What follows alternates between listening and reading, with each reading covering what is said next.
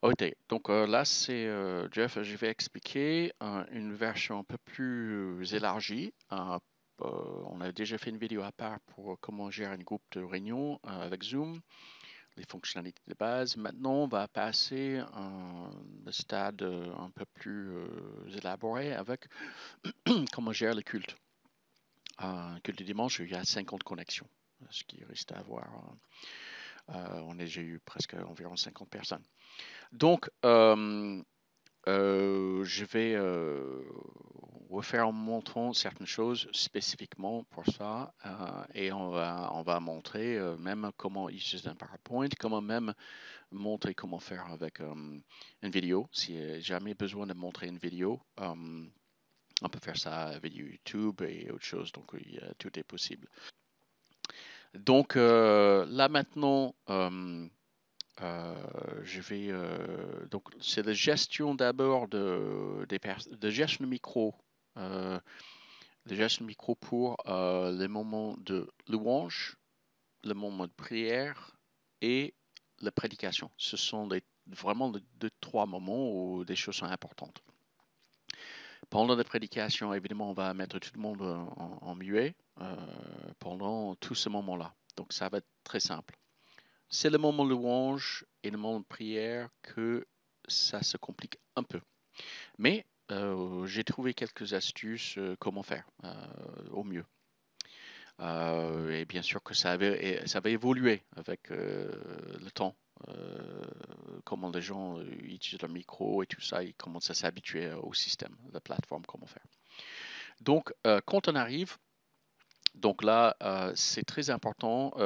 Suggestion, et là, je fais avec un seul écran. Ok, bah un seul écran. J'ai deux appareils. J'ai mon téléphone qui est un participant et j'ai mon écran là qui est sur mon ordinateur portable.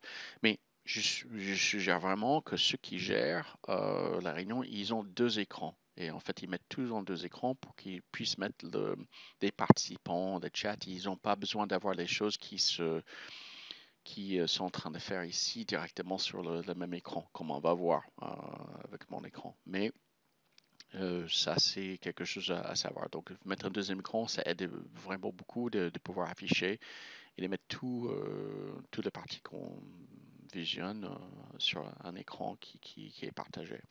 Donc, donc, la première partie, c'est que quand on clique sur gérer les participants ici au milieu, ça permet de voir qui est le modérateur.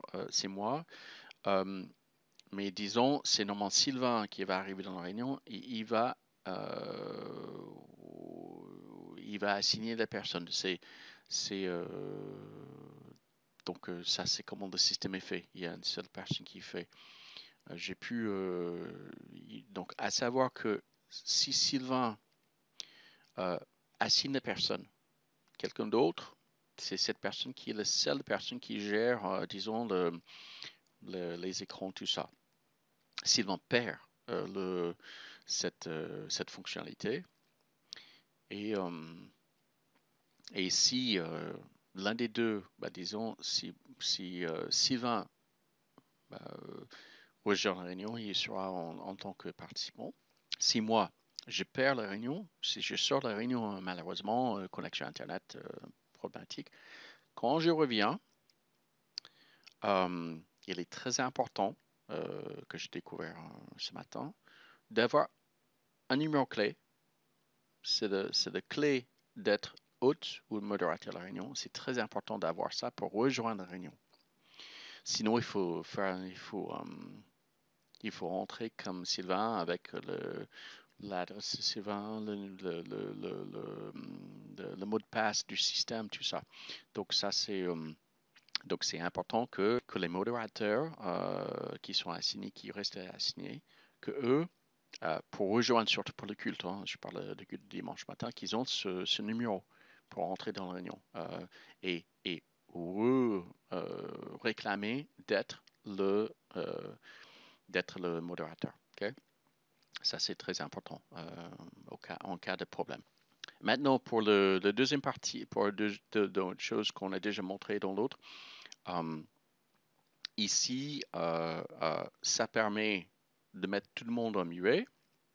OK?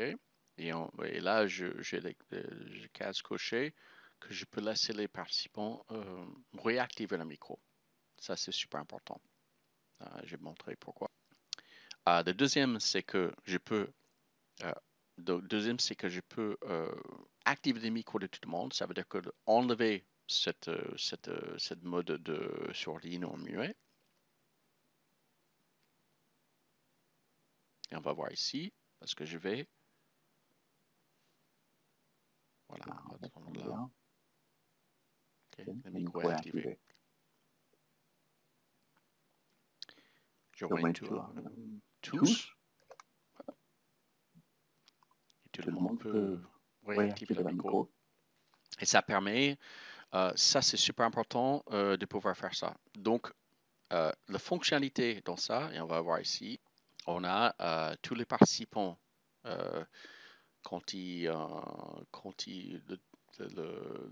cette deuxième ligne, c'est très important que ce soit coché, que permet tous les participants de enlever le mode muet. Okay? Super important. Et on peut faire depuis la réunion, mais c'est dans la réunion on fait. Donc ça permet de, ça c'est très important de faire. Sinon, on va arriver, ce qui est arrivé dimanche matin dernier, avec le personne peut cliquer sur le micro et je recevais des coups de téléphone. Pourquoi? Donc ça c'est très important. Deuxième chose, c'est très important de laisser les participants renommer leur nom là-dedans. Ça va arriver, beaucoup de gens, ce qui s'appelle Galaxy, Samsung, machin, iPhone, 5 iPhones différents. Les gens peuvent, avec leur propre appareil, renommer. Mais souvent, le modérateur va le faire pour eux. Dès qu'il trouve qui c'est, il voit qui c'est dans la vidéo, il renomme et c'est très facile ici.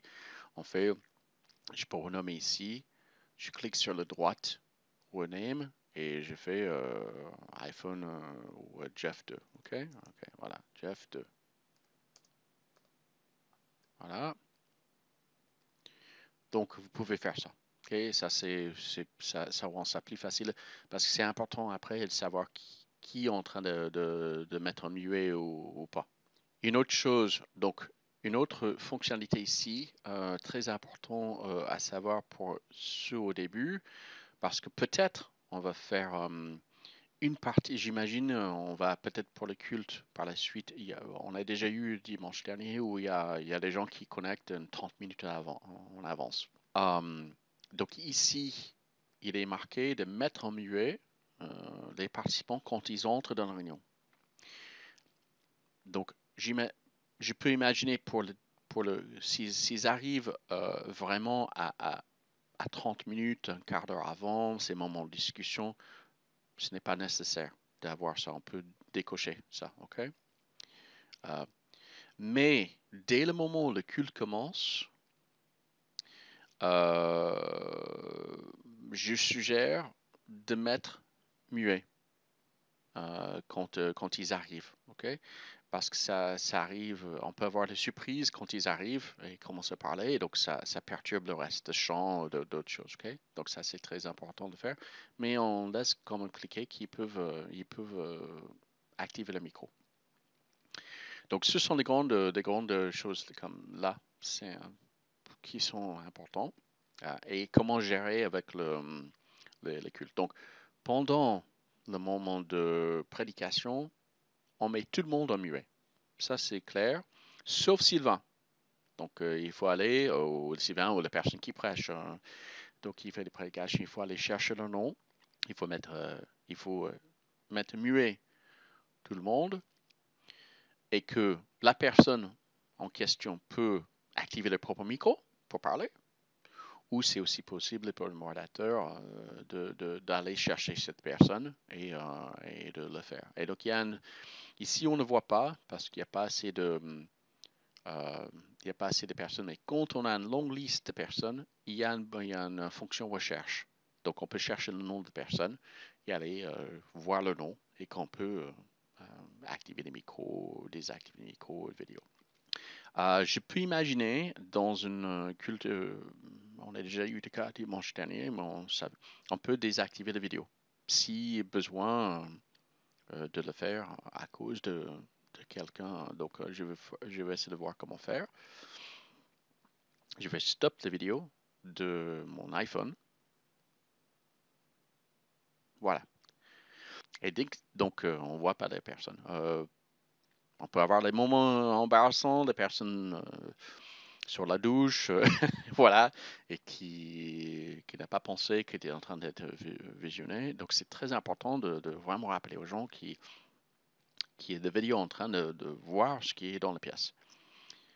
Donc, je remets, donc je comme ça, et je laisse la personne choisit oui. Okay? Donc, ça revient. On espère ne pas devoir utiliser ça beaucoup, mais ça peut arriver. Donc, donc ça, c'est pour la partie, disons, ça va être, disons, la partie prédication, on met tout le monde muet. Pour la partie de prière, donc, on est sûr de laisser les gens pouvoir activer le micro. Donc ça, c'est important. Et qu'on peut voir dans un grand groupe de 50 personnes, quand les gens veulent prier, on va suggérer qu'ils utilisent la fonctionnalité ici de réaction. Donc, c'est des smileys. Et qu'on va laisser... on est en train de tester comment faire, mais parce que si tout le monde utilise juste le micro, ils activent leur propre micro, et donc ils commençaient, donc ils désactivent le micro après, et tout le monde faisait ça vraiment, une séquence soit plus facile, mais disons, ça prend du temps pour les gens à s'habituer à ce genre de système s'ils n'utilisent pas tous les jours. Donc la façon de faire, c'est avec des réactions, et je vais faire avec comme participant, je vais faire une réaction, je vais faire que réaction, ça fait le petit signe ici. Okay? Ça veut dire que la personne, disons, on va annoncer, moi, pendant votre prière, vous faites une réaction, pour faire signe. Je suggère, maintenant avoir eu l'expérience, de ne pas demander aux gens de faire signe avec leurs mains. Parce que le problématique, c'est qu'on voit que de 16 à 20 vidéos ici au milieu, la personne qui est en train de modérer, cette personne ne voit que 16.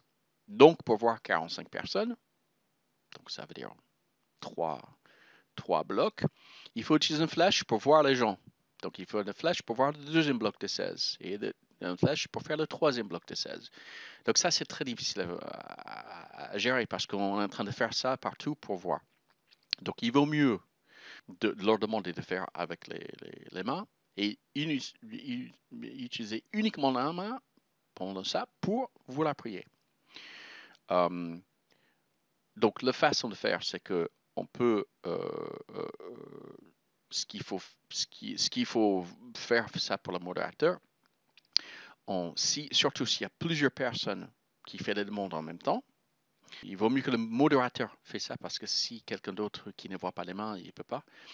C'est important de nommer la personne, Jeff ou Herbert ou Vado ou Claudette ou Henriette ou quelqu'un, de nommer les personnes, dire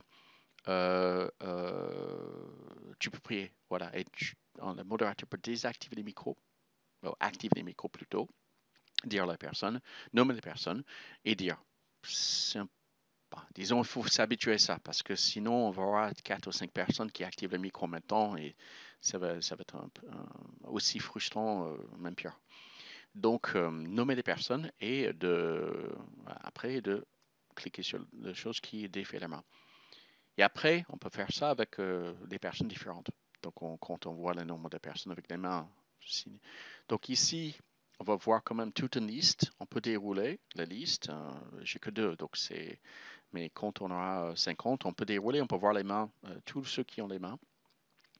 Et ça permet de juste au moment, à la fin d'une prière de quelqu'un, de nommer le deuxième et dire Maintenant, le deuxième, tu peux prier et activer le micro pour la personne. Je crois que ça va mieux régler ce qu'on a eu le dimanche dernier, et, comment gérer ça. Okay? Donc, de nommer spécifiquement les personnes et donc qu'ils doivent dire est-ce que tu m'entends? Oui, ok, et on continue. Okay? Pour qu'ils prient et on n'entend pas. Donc, ça, c'est. Voilà, ça c'est la meilleure, je crois que c'est la meilleure gestion de faire comme ça. On verra par la suite si c'est possible de laisser les gens activer leur propre micro et juste faire son signe. C'est possible dans un groupe de maison, mais avec 50 connexions, je peux imaginer que ça peut être un peu plus difficile. Donc, faire signe avec des boutons réaction, pardon, avec des boutons réaction qui fait des petits mains bleus, c'est mieux. Donc, je crois que ça, c'est par la partie prière qui est bien. Maintenant, la partie louange. Pardon, pour la partie prédication aussi, on peut déléguer à d'autres personnes dans la réunion, si la personne qui fait le message, il veut que quelqu'un d'autre fasse le PowerPoint, parce qu'il n'y a pas de zapper, hein, donc pour tourner page. Il peut faire lui-même, ce qui est plus facile, mais il peut aussi déléguer quelqu'un d'autre. Je suggère que ce ne soit pas le modérateur, parce que le modérateur est en train de faire d'autres choses aussi. Donc, les autres personnes peuvent être demandées de partager leur écran. Et donc, c'est très facile. C'est des partages d'écran. C'est des boutons verts ici, au milieu avec une flèche. Et n'importe qui peut partager l'écran. Je vais voir si je peux faire avec mon téléphone. Donc, j'ai une photo de moi. Oui, donc on voit ici la page. Mais ça peut être un PowerPoint aussi. Et on peut défiler les pages. Okay. Soit la personne peut décider d'arrêter. Et donc, il y a un petit, sur le bouton vert ici, c'est mon téléphone, vous ne voyez pas, mais c'est marqué arrêter partage. Donc, mais c'est aussi des modérateurs qui peuvent arrêter le partage. Et ça va se faire normalement. Donc, dans les deux options ici en haut, à partir de droite, le bleu, donc il y a le tout dernier qui dit on arrête le participant qui partage son écran. Voilà. Et ça revient à cette vue ici. Deuxième chose, donc ça ça peut être pratique pour le déroulement des PowerPoint pendant la musique. Donc ça veut dire que n'importe qui a l'habitude de faire ça déjà avec un ordinateur dans l'église, quand c'est une réunion physique, le même genre de personne peut faire aussi, s'il a juste le PowerPoint ou le PDF, s'il a ça sur son ordi, son appareil, même sur, j'ai fait, on peut faire sur un téléphone, mais bon, j'imagine que ce ne serait pas aussi facile. Mieux avec un ordi. Il peut dérouler, écouter le message, les parties, mais c'est juste mieux aussi que la personne qui fait les prédications, s'il délègue ça, qui dit à la personne, page suivante ou diapo suivante. Okay? C'est mieux, c'est plus facile à suivre pour les personnes qui aident. Donc ça, c'est des parties prédication faites. On a déjà fait des moments de prière. Maintenant, la partie musique. Partie musique, ça va être, disons, il faut faire bien attention à plusieurs choses. Il n'est pas possible d'avoir plusieurs. Donc, imagine qu'on a 3 participants qu'on veut faire la musique et chanter. Ça ne marche pas parce que ça bascule entre les écrans et le micro le plus fort, c'est celui qu'on entend. Donc, ça ne marche pas. Donc, il faut que la musique vienne d'un seul écran, d'un seul endroit, ce qui n'est pas toujours possible. Une deuxième option, c'est qu'on cherche des chants qui sont en vidéo, des CD qui ont une version vidéo avec des paroles souvent qui descendent dans l'écran. C'est des musiques professionnelles, tout ça. on peut montrer la vidéo ici dans le système et on peut activer l'audio pour que on entend la musique de la vidéo dans le système. Pas tout le monde entend. Ça, c'est une deuxième possibilité. Et je suggère toujours avoir ça de toute façon. On avait, même dimanche dernier, si Sylvain ne pouvait pas jouer, on avait quand même des vidéos de chaque chant à faire. C'est comme un issue de secours.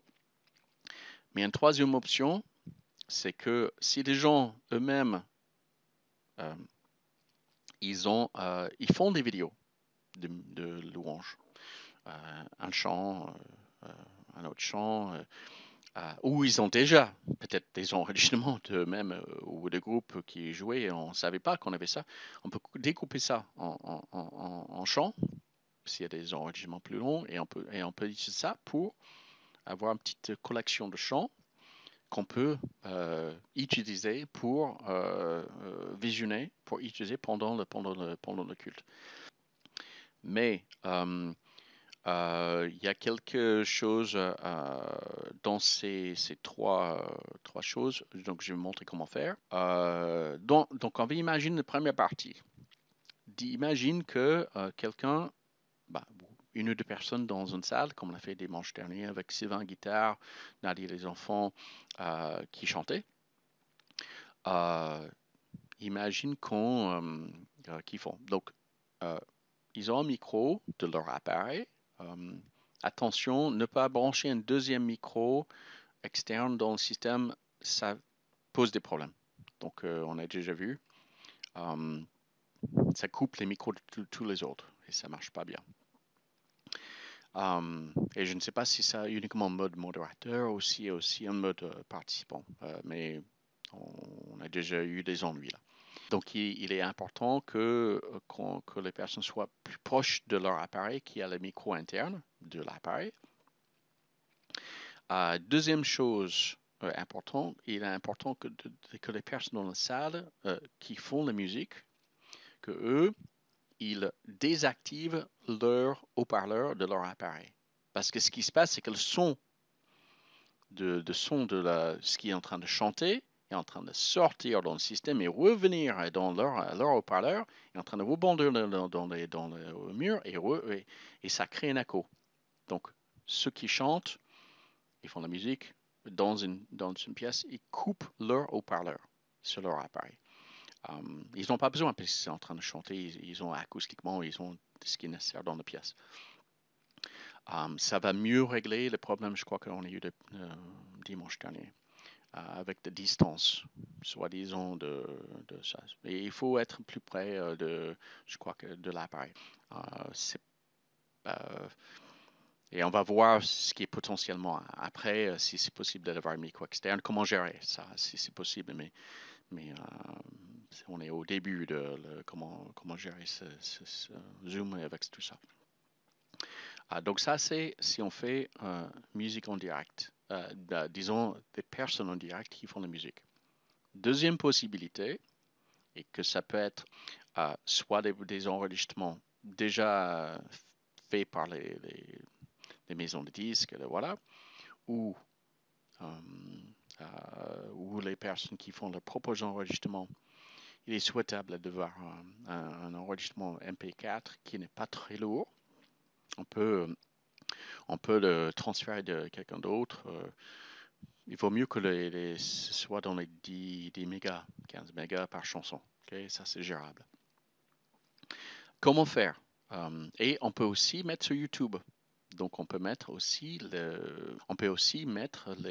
si on commence à voir les enregistrements de nous, des musiciens, ou même, on peut aussi, donc disons, pour nos vidéos, on peut aussi mettre sur YouTube et mettre une playlist sur le compte de l'église. On peut aussi cacher ça. On n'a pas besoin de mettre visible.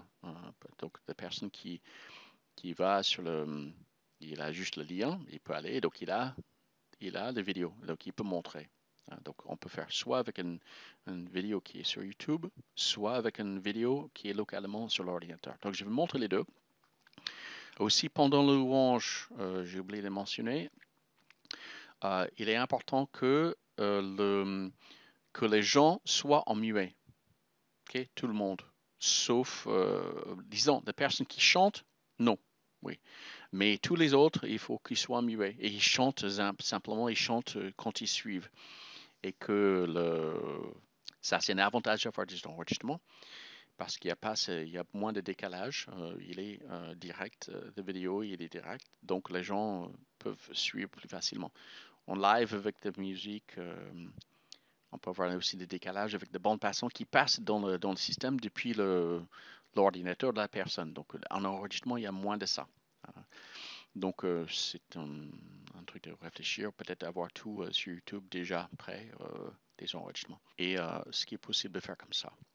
Donc ce qu'il faut faire comme ça, et maintenant donc j'avais des exemples dimanche dernier de 4 chants qu'on avait déjà, qui étaient déjà préenregistrés.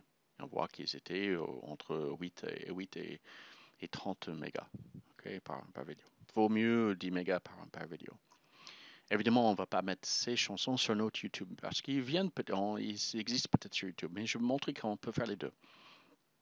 Donc, imagine que je fais je suis dans le joie, je lance ça, ok, et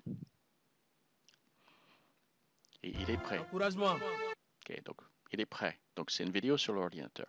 Maintenant, je reviens ici et comme modérateur, je lance l'écran, je cherche la vidéo. Et en fait, quelqu'un peut faire ça depuis leur appareil aussi, un participant peut le faire aussi. Quand on choisit la vidéo, il est très important ici qu'on partage le son dans l'ordinateur. Okay? Il faut vraiment partager le son dans l'ordinateur ici, c'est celui à gauche. Sinon, personne n'entend la musique de la vidéo. Okay? Et on peut aussi, le deuxième, il optimise l'écran, l'état de l'écran pour ce qui est un clip vidéo. Oui, on peut cliquer sur ça aussi, ça aide avec la taille de l'écran. Donc, qu'est-ce qu'il fait sur l'écran ici? Qu'est-ce qu'il fait ici? Oui, il fait mieux parce qu'il montre sur mon téléphone, il montre pas une petite boîte, il montre tout le parti et il montre large. Ok? Donc ça, c'est très bien. Donc les deux, déjà quand on partage de vidéo, je arrête ici le partage et je montre encore une fois, c'est ici, on clique sur la vidéo et on est sûr d'avoir les deux ici cochés. Okay? Et on clique pour se partager. Même chose si c'est une page YouTube. Okay? Donc je vais prendre l'exemple. Ok, donc ça c'est les prédications de Sylvain qui était déjà sur YouTube, mais imagine que c'est une chanson, c'est la même chose. Donc on va aller, donc on peut créer aussi une playlist sur chez soi ou sur le compte église, pour faire une playlist de chansons qu'on tire depuis ailleurs, soit notre propre vidéo que ça va télécharger ou d'autres vidéos qui sont sur une playlist. Et c'est facile à accéder à toute cette playlist pour la semaine et faire un par un ici. Je montre comment faire ici. Donc maintenant, je suis donc je reviens maintenant à ici. Je reviens à Zoom. Donc je partage l'écran et que je suis ici il y a la YouTube où Sylvain est en train de prêcher, mais c'est une chanson. Ça peut aussi des prédications. Il faut faire une prédication enregistrée aussi dans un cas de problème. Et on peut partager l'écran, partager le son par l'ordinateur et optimiser aussi. Et quand on fait ça, je vois, et sur mon téléphone, je vois comme ça. Et ce qu'il faut faire après, il faut juste cliquer sur le plein écran ici, dans la vidéo, plein écran, et donc il s'affiche plein écran sur mon téléphone. Okay? Donc ça marche très bien. Okay? Et après, on va sortir de plein écran et on peut revenir soit en haut à droite, soit ici en haut, soit on clique sur mais on peut pas arrêter l'écran. Et voilà, le partage d'écran. Donc voilà, ça c'est tous les moments importants. Désolé, ça a pris un peu de temps, mais c'est important de montrer vraiment toutes les fonctionnalités importantes quand on modère vraiment les trois moments critiques. Louange de prière et la prédication. Une autre fonctionnalité à montrer que là c'était important, c'est le chat, la conversation. Donc ici dans le montrer, c'est le chat, je crois que c'est conversation dans la version française. Il y a une barre ici qui montre tous les disques des demandes, des choses qui se passent ici sur la fenêtre. Et quand on a un deuxième écran, c'est même plus facile parce qu'on peut mettre le chat à droite et le chat et participants de ça dans un autre sur notre écran. Il y a encore la partie vidéo ici au milieu. Et on peut aussi, en fait, le partage d'écran, on peut avoir ici, et on peut avoir aussi des palettes des personnes de vidéo sur notre écran, le chat la conversation chat dans un écran, le nom des participants dans une liste dans un écran, c'est souhaitable. Dans la partie chat ici, disons, ce que je dirais, c'est que tout le monde n'utilise pas le chat. Surtout s'ils sont sur le téléphone, c'est pas aussi évident. Et je vais essayer de voir ici si je peux. Est-ce que je peux faire avec le chat? Oui, on peut, mais disons, c'est pas évident hein, sur un petit téléphone en train de regarder et faire ça, mais c'est possible. Donc je vais montrer. Je ne vois rien. Ça s'affiche ici. C'est pratique quand les gens envoient vers le modérateur ou vers tout le monde. Et que, ah oui, donc je peux aussi m'envoyer vers le modérateur. Donc je peux choisir sur mon téléphone uniquement d'envoyer pour modérateur. Donc on voit que la personne qui s'appelle Jeff iPhone Jeff, envoie un message direct privé vers le modérateur. Donc ça veut dire que les personnes, ils ont le chat, ils peuvent voir le chat. Donc ça veut dire que ces personnes-là, c'est clair que soit ils envoient à tout le monde, soit ils message à tous. Vers le modérateur, ils voient la conversation de chat. Tout le monde ne voit pas. Donc, dans l'autre sens, pour le modérateur, il est important si on décide d'envoyer un message vers iPhone Chat, éteins ta vidéo, coupe ton micro, quelque chose comme ça. Si la personne n'a pas encore montré qu'il envoie le chat, on ne sait pas si la personne voit le chat. Et donc, finalement, la personne ne va pas répondre. Il ne va pas réagir. La personne ne va pas réagir. Donc, c'est important de voir le chat n'est pas nécessairement utilisé. Mais au début de la réunion, on peut envoyer un message à tous. Donc, début de réunion, c'est bonjour à tous, blablabla, blablabla, ok. Donc, peut-être on va voir on va